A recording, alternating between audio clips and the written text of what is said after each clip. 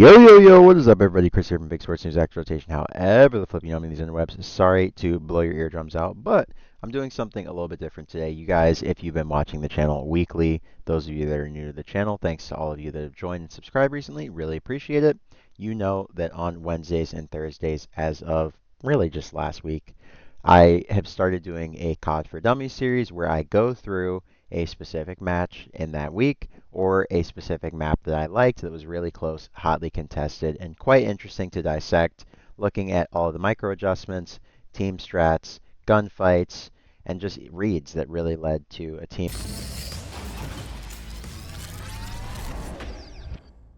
making a miraculous comeback, a really close win, etc., etc. Last week, you guys know I looked at the game 2, round 11 between Optic and Miami, as well as the series between Gentlemates and the Carolina Royal Ravens, where the Carolina Royal Ravens grossly outslayed the Gentlemates, but still somehow lost with, I think, an outslaying margin of about 25 kills. So, today I want to do something a little bit different, just trying to set the stage a little bit. Today I want to get into exactly why I surmise the CDL is kind of in a weird place and things are hard to predict and track at the moment, right? So I'm just going to talk. It's more of a topic video today. I don't have a lot of prepared stats or visual materials. So you guys might see some highlights interspersed in the background here. Not sure what the visual element will be today. But I just want to talk about where we are in the CDL, kind of do a State of the Union. We're almost at the end of Stage 2. We are in Week 5 currently of 6 weeks of qualifiers before we have our Major 2 tournament at the end of this month. So, the CDL has been quite interesting in Major 2 quals. Let's look expressly at the Major 2 qualifiers to see what's been going on, right, guys? So there's a few teams I want to obscure as teams of interest right at the moment. Obviously, Faze Vegas, who coming out of Major 1 got 3rd place, are a team I want to look at. So keep that postmarked in your mind. The Carolina Royal Ravens are another team that I want to look at. Vancouver Surge, another team. Basically, we're looking at everybody except for Cloud9 at the moment. And a little less emphasis on Thieves and Falcons as well, and Heretics. So we're not going to look at the best teams as much. We're going to look at the guys who are struggling a lot because, you know, it's easier to read an unknown than it is to kind of explore a known commodity, right? So, speaking of unknowns, we are not going to start with Cloud9 New York because they are a known commodity ass. Lots of that on this planet and lots of that on Instagram. Cloud9, Instagram team. You know why? Ass. All right.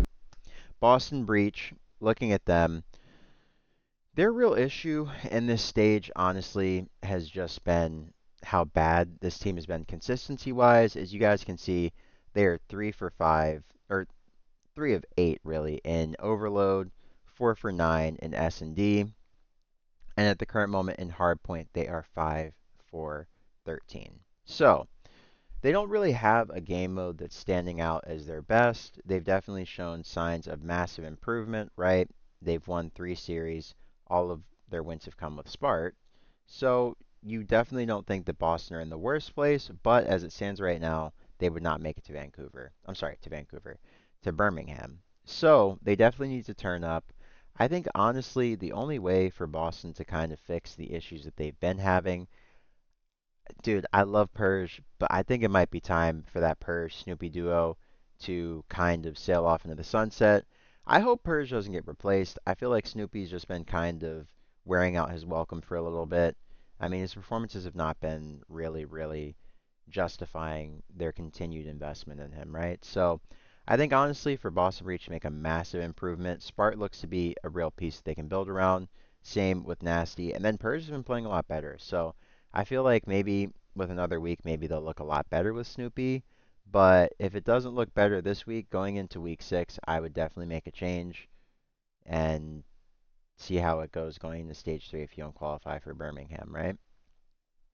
Speaking of people who might not qualify for Birmingham, and to the surprise of all of us, right? We have FaZe Vegas, who obviously with Draza, 04, Abuza, and Simp have been struggling mightily.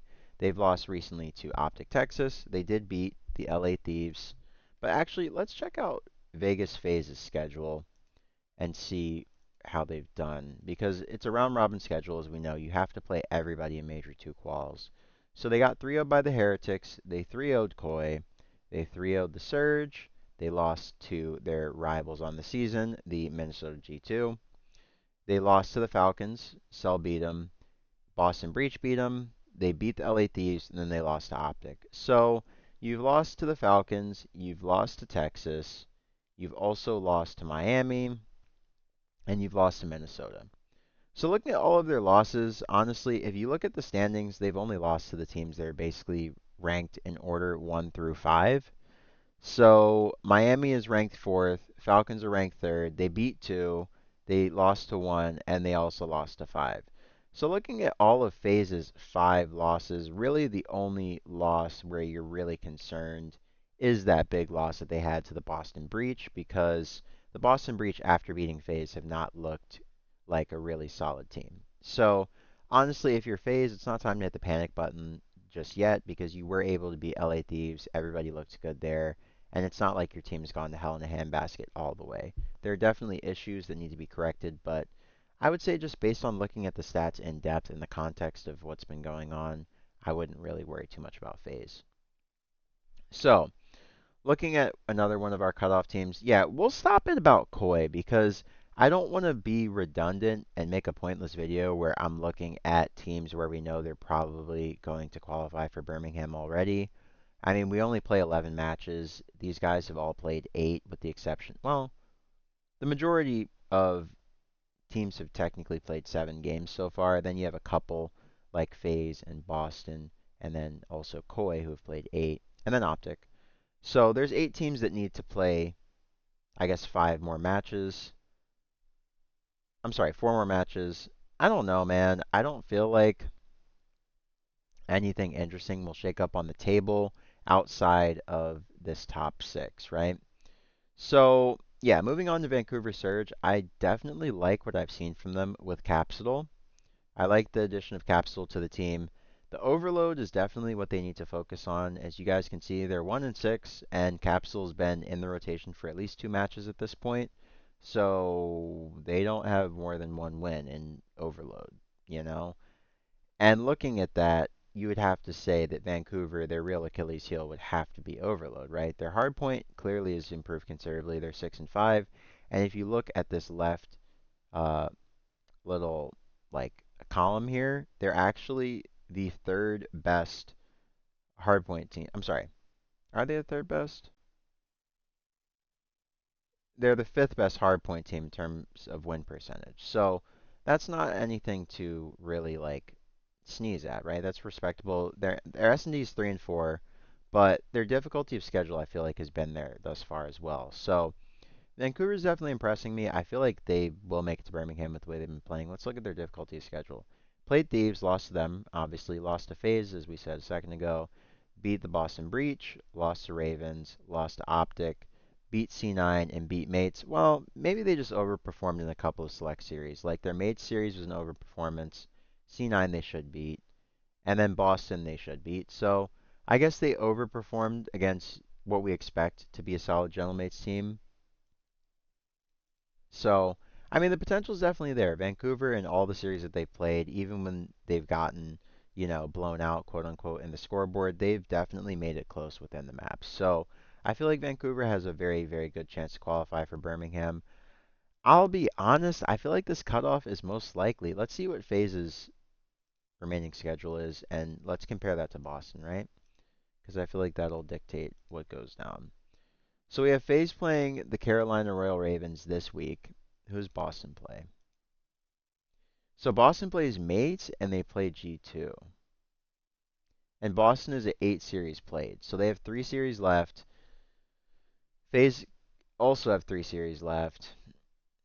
I feel like FaZe probably make it in, but Boston could turn up. Who knows? Maybe Snoopy just goes nuclear and, maybe they eliminate Gentlemates. I don't know. Anyways, let's move on to the Carolina Royal Ravens. They are currently 3-4 in the stage.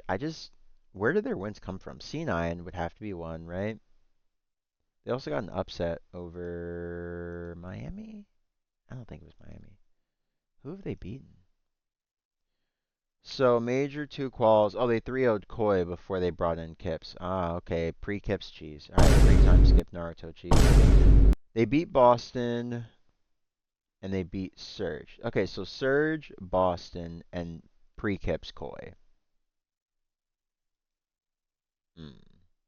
Pre-Kips Koi doesn't really count as a real win, right? The win over Vancouver, we'll count that. That's legit. That's legit. That's legit. And also the win over Boston, we will absolutely count that. That's legit. So Carolina, they look decent. I mean, they're beating Boston. They're beating, I guess, a team that they should. So who they have left is a question. That really decides whether or not they get to Birmingham. They play G2 as well. Oof. And they play Faze. Shit. And Faze is trying to gatekeep them from getting to Birmingham. I don't like that for Ravens. I feel like Ravens, they're going to be a bubble team. They probably go 0-2 this weekend unless they absolutely turn up and face trolls or G2 trolls, but I don't see G2 trolling with the margin being this tight. Yeah, I mean, I feel like, okay, so let's talk about the teams that I think drop. Gentlemates, let's look at their remaining schedule because I do think Gentlemates make it to Birmingham. I mean, I'll just have to be wrong as they don't board their flights to get there, right? And they have to cancel the tickets. Like, I'm just going to believe in the Major 1 champs getting to Major 2 all the way until I'm told otherwise. I mean, call me Delulu, call me what you want. You know, it is what it is. I almost made a joke that I shouldn't have, so we'll move on. But speaking of people who shouldn't have, mates shouldn't have come into a week where they play Optic Texas with only 3 wins. Holy. Okay, so mates might be in slight trouble. They play Optic and they play Boston. Have they played Faze yet? Have they played Faze yet? Optic, Boston, and Faze to close it out? Ah, mates.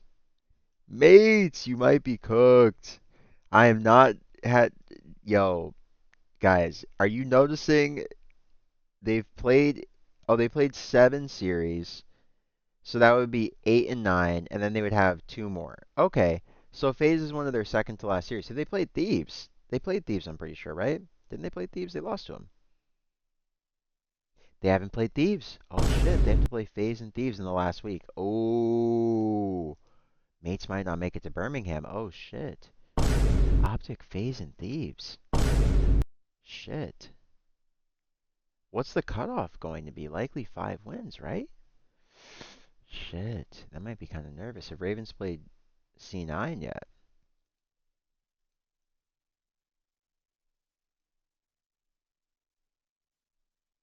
Did they get their free C9 points? They have not. Oh, this could get very tight. Oh my God. Ravens haven't played C9 yet. C9 have the chance to do something very interesting. They could choose who stays home with them. Who do they play next? They've only played 7 series. They have a lot left on their plate.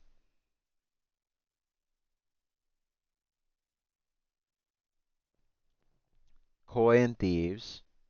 So let's do some deduction here. Who's left? So they played Rocker, Falcons. So they haven't played Faze. So they have to play Faze. They played Thieves this week. Did they play Mates yet? They played Mates. They beat them. Okay, so they have to play Faze, and then they also have to play Boston, it looks like. They play Boston. All right, so they have to play Faze, and who am I not seeing up here? I see Riyadh, Mates, Carolina's up here, right? Okay, Carolina's one of the teams. So Faze and Carolina. All right, simple deduction. Okay, so they play Faze and Carolina. Ah, they could take one of those. They could beat Carolina. Ah, God, guys. Okay, so this video just got way crazier. Ah, shit. Who's Boston play next? Okay, so it's really just gonna bank on a lot that comes down to this weekend. Boston plays Mates, and they also play Rocker. All right, guys, I'm just gonna make a decisive call. It's getting to 15 minutes. I want this video to be a yapathon. Damn, damn. Gentlemates might not make it, guys. Gentlemates might not make it. It might just be the difficulty of schedule at the end of the stage that costs them. Because let's look at that. Let's look at that one more time, one last time, and talk about it very briefly. They play Texas, they play Boston, and we were able to surmise that they also play Thieves and Faze. And with them looking as free as they do right now, you would have to like Faze to get to at least 5 wins. And 5 wins, we're assuming, is the cutoff, right? Damn. So who doesn't get to 5? Most likely Boston is one of the teams that doesn't get to 5. The teams I see not getting to 5 are most likely Boston and Mates. So it's going to come down to, have they played? Oh, they play this week. Oh my God. That's a big one. That's a big one, y'all. Mates versus Breach is probably the cutoff match. It's probably the qualification match. So I figured it out. Okay. Well, there's the video title, thumbnail, and all of the marketing behind it. So, yeah, I think I'm going to book the Boston Breach not getting to Birmingham. I'm going to say that Mates, in pure cinematic fashion, in pure CDL fashion, in all actuality, if it goes CDL, typical CDL route, right? Like that means Boston make it to Birmingham and Mates make history by not making it to the second major to be the first team who won a major in COD history to somehow not make it to the next one. So I don't know, y'all. I mean, I think the scriptwriters might go crazy and say Gentleman's don't make it, but I'm not gonna book that. I'm not gonna book that. I'm gonna book the Boston Breach not making it. I think they stay with the Snoopy Purj duo. I think they stay committed to it a little bit too long because that's what they've done for the last 3 years. And you know, Call of Duty's a very, very consistent thing at the pro level. So I think that I don't really care about the order. I think that Carolina, Vancouver, and Faze, I think they get through relatively easily. Let's look at their schedules, their upcoming schedules one last time. Carolina plays G2 and they play Faze. Damn. Okay, that's not good. That's not good. But they have C9 New York in there, so you have to figure a free win and then coin flip with their remaining series. The other team we were talking about is Vancouver. So they play Koi and they play Heretics. You have to expect both of those to be losses. Vancouver might stay home. Damn, it might be between Boston, Vancouver, and Paris. Damn. I'm just going to say Boston, though, just because I feel like with the improvements that Vancouver made, they're going to get something somewhere. They're not leaving here with nothing, as Denzel said.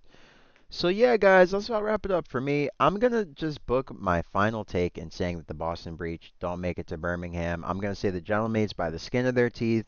Somehow, some way, they say voila, they get to Europe, and one of our only European teams makes it there by the skin of their teeth, even though they won Major 1 and they looked like the best team in the world doing it.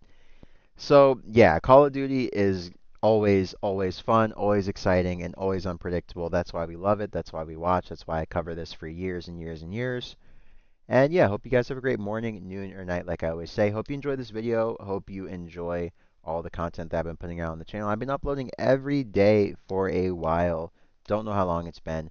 Quite frankly, don't give a damn. I'm going to keep putting this belt to the ass cheeks every day, getting this content out for you guys, getting the website up. Yeah, I hope you guys have a great morning, noon, or night. And don't forget, guys, every day that you wake up is an opportunity to make today the day that really turns things around for you in whatever macro or micro way you want it to be. Just make some better choices in every moment that you can. Hope you guys have a great morning, noon, or night, like I always say, and I will catch you guys on the next one. Once again, this Chris from Esports News Axe Rotation. Soon to be back up on the internet, by the way. Very excited, and I'll catch you guys on the next one. Peace.